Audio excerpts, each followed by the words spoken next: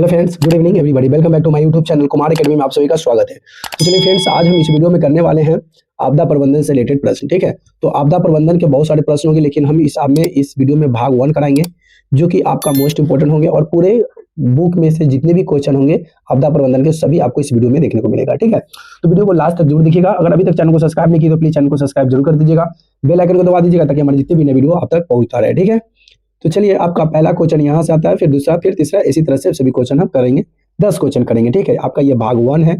भाग 1 में हम कितने क्वेश्चन करेंगे? 10 क्वेश्चन करेंगे। ठीक है, पहला है आपदा प्रबंधन। क्या है आपदा प्रबंधन? कह रहा है कि आपदा से आप क्या समझते हैं? आपदा से आप क्या समझते हैं? कुछ दुर्घटना ऐसी होती है जो बिना बुलाए अचानक आ धमकती है और अल्प समय में धन जन की अपार क्षति पहुंचा देती है। यह हमें संकट की स्थिति में ला देती है। संकट की स्थिति उत्पन्न करने वाली ऐसी कोई भयावह घटना आपदा कहलाती है। क्या कहलाती है? ऐसी जो घटना होती है ये आपदा प्रबंधन कहलाती है। दूसरे शब्दों में हमारे सामाजिक आर्थिक जीवन भारी खतरे में डालने वाले असामान्य घटना भी क्या कहलाता है? आपदा कहलाता है। सीधा सीधी ऐसे समझ लेना कि अचानक बिन बुलाए मेहमान जो हमारे यहाँ आ जाते हैं और तहस नहस कर देते हैं, उसे कहते हैं आपदा।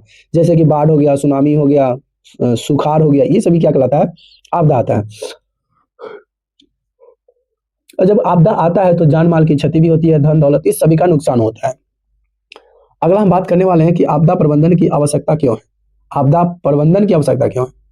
आपदा प्रबंधन की आवश्यकता आपदा के पूर्व एवं पश्चात होने वाले क्षति को कम करने से बचाने से। प्रबंधन का मतलब होता है उसका उपाय करना, उसका रोकना। तो जब कोई आपदा आता है तो उसे बचाने के लिए, उसको क्षति को कम करने के लिए इसको प्रबंध किया जाता है।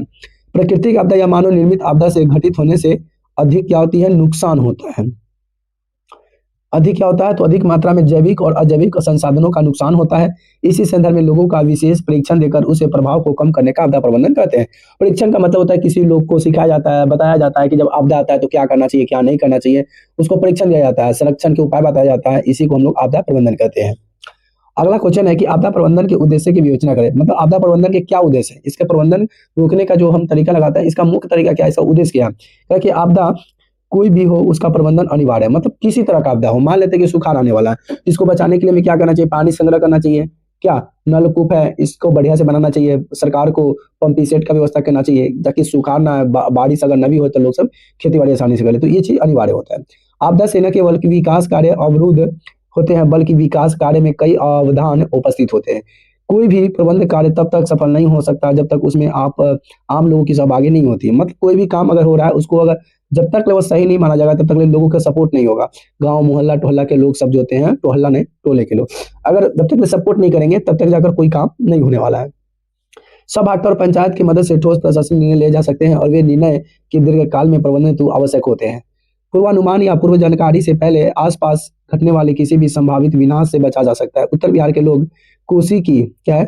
उत्तर बिहार के लोग कोसी की घटने वाले की संभावित विनाश से बचा जा सकता है। कोसी नदी जो कि एकदम बहुत बिहार का कोसी नदी है जो कि बाढ़ से बहुत ग्रसित हो जाता है। विशाल सेना बचने के लिए आपसी सहयोग से बाढ़ के अनुरूप जीवन शैली से बना ली जाती है। इसे आपदा प्रबंधन के मुख्य उद्देश्य होते हैं। अगला क्वेश्चन आ गया कि आपदा प्रबंधन है क्या? ये आपदा प्रबंधन कहते किसे हैं?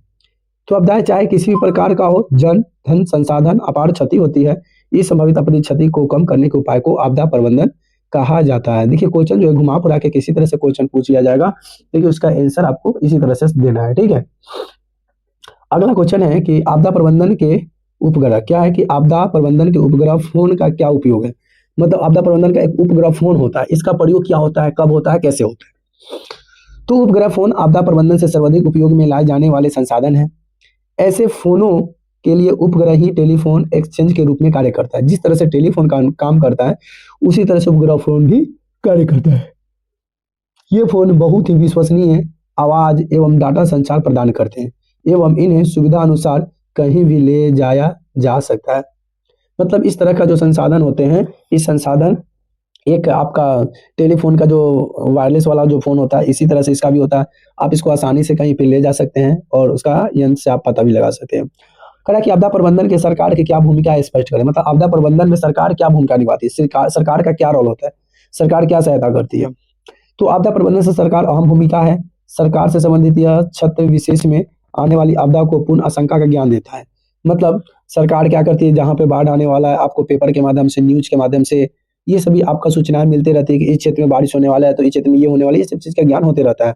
अतः आपदा आने से पूर्व एवं आपदा आने के पश्चात दोनों ही स्थिति के लिए सरकार द्वारा नीतिपूर्वक प्रशासन तैयार करना आवश्यक हो जाता है। क्या होता है? आवश्यक हो जाता है। व्यक्तिगत संचार व्यवस्था रहता है, कैंप की व्यवस्था और स्वास्थ्य आवश्यक वस्तुओं पर आपूर्ति की कार्य करना बढ़ जाता है। अगला क्वेश्चन आपके सामने है कि आप प्राकृतिक आपदा एवं मानव जनित आपदा में अंतर स्पष्ट प्रस्तुत करें। देखिए, सबसे पहले इसको क्वेश्चन करने से पहले आपको बता दूं कि आपदा प्राकृतिक और मानव जनित आपदा। प्राकृतिक आपदा होता है जो बिना बुलाए आता है। मान लेते हैं कि बाढ़ आना, भूकंप आना, सुनामी आना, सुखाड़ आना, ये प्राकृतिक आपदा है। लेकिन मानव जनित आपदा की बात करेंगे, मानो कहीं पे गया, कोई मनुष्य गया बम लेकर और जाकर फट गया, ठीक है, तो हमारा क्या कहलाएगा? वो हमारा मानव जनित आपदा कहलाएगा, क्योंकि आपदा आने वाला नहीं था, लेकिन मनुष्य ने ऐसा षड्यंत्र रचा कि उस तरह का आपदा आ गया। ठीक है, तो ये मानव द्वारा जो कोई घटना घटती है वो मानव जनित आपदा कहलाती है। कहा कि प्राकृतिक आपदा में मानव जनित आपदा में निम्न अंतर होता है। चलिए, कौन कौन सा अंतर होता है ये देख लेते हैं। अंतर की बात करेंगे तो प्राकृतिक आपदा पहले जान लेते हैं कि हमारे वातावरण में घटित होने वाली वैसी घटनाएं जो प्राकृतिक कारणों से उत्पन्न होती है, प्राकृतिक आपदा कहलाती है। जैसे भूकंप, बाढ़, सूखा, सुनामी, भूस्खलन, चक्रवात आदि। तो भूकंप, बाढ़, सूखा पहले ही बता दिए, ये सभी प्राकृतिक आपदा होता है। ये मनुष्य द्वारा सूखा नहीं होता है। बाढ़ द्वारा मतलब बाढ़ मनुष्य के द्वारा नहीं आता, भूकंप मनुष्य के द्वारा नहीं आता, सुनामी मनुष्य के द्वारा नहीं आता। ये प्राकृतिक है, अपने आप आता है, फिर ये शांत भी हो जाता है। उसके बाद आता है मानव जनित आपदा। क्या है? मानव जनित आपदा वैसी घटनाएं जिसकी उत्पत्ति मानव कारणों जैसी की घटना से होने का फलस्वरूप अधिक संख्या में मानव को हानि पहुंचती है, तो मानव जनित आपदा कहलाती है। जैसे रेल या मार्ग शुद्ध, आतंकवाद, महामारी, अत्यंत दंगे आदि। तो रेल मार्ग में जो घटना होती है ये मानव जनित होता है। युद्ध होता है ये मानव जनित होता है। आतंकवादी जो बनता है ये मानव बनता है। महामारी कोई चीज का आता है, ये मानव द्वारा कोई चीज संक्रमण से फैलता है। तो ये हमारा क्या कहलाता है? मानव जनित आपदा कहलाता है। अगला क्वेश्चन है आपका 8 नंबर, कहता है कि बिहार एवं एक सर्वाधिक आपदाग्रस्त राज्य है कैसे? कहता है कि बिहार में ना सर्वाधिक आपदा होता है। भूकंप, सुनामी, बाढ़, ये सब आपदा होते रहता है। इसका मुख्य कारण क्या है? तो कहता है बिहार एक ऐसा राज्य है जहाँ कई प्रकार की प्राकृतिक आपदाएं आती रहती है। यहाँ मुख्य रूप से बाढ़, सुखाड़, तूफान, वज्रपात, भूकंपीय आपदा आती है। बाढ़ तो बिहार के निम्न नियत बन गई है। उत्तर बिहार के लोग प्रत्येक वर्ष बाढ़ की परेशानी से जलते हैं। सूखा का प्रभाव दक्षिणी पश्चिमी में, मध्य एशिया, बिहार में अधिक पड़ता है। तूफान का प्रभाव बिहार के उत्तरी पूर्वी जिले में अधिक पड़ता है। भूकंप का सर्वाधिक प्रभाव उत्तरी बिहार में सीमावर्ती जिले पर पड़ता है। तो ये क्या कहलाता है हमारा? ये दोनों में अंतर हो गया, मतलब बिहार सर्वाधिक इसलिए क्योंकि नेपाल से सटे हुए क्या है आपका नदियां है, जो कि जब बारिश वहां पे पड़ जाता है, ज्यादा पानी हो जाता है, तो वो बिहार में की ओर कोसी नदी में छोड़ देता है, जिससे यहाँ पे बाढ़ की खतरा बढ़ जाती है। अगला हम बात कर लेते हैं कि आग आपदा के समय कौन से उपाय करना चाहिए। जैसे कि अगर आग कहीं पे लग जाता है तो इस आपदा में आपको क्या करना चाहिए, कैसे बचना चाहिए, इसका उपाय क्या है, इसके बारे में जानेंगे। आग लगने से स्थिति में सबसे पहले आग में फंसे हुए लोगों को बाहर निकालना एवं घायल तत्काल प्राथमिक उपचार देकर अस्पताल पहुंचाना चाहिए। अगर आग के समय कोई आपदा होती है तो सबसे आपका पहला काम होता है कि अगर कहीं घर में, मोहल में, झोपड़ी में कहीं पे आग लगा हुआ है तो सबसे पहला कोशिश ये करना है कि आग में जितने भी लोग सब, अगर कोई है जीव जंतु इंसान अगर उसमें फंसे हुए हैं तो सबसे पहले उसको बचाना होता है। क्या होता है? सबसे पहले उसे बचाना, और बचाने का जो व्यक्ति घायल है, जल गया, कट गया, फट गया, चोट लग गया, उसको प्राथमिक उपचार देकर फिर जल्द ही से जल्द आपको हॉस्पिटल में पहुंचवाना है। ये आपका प्राथमिक उपचार है।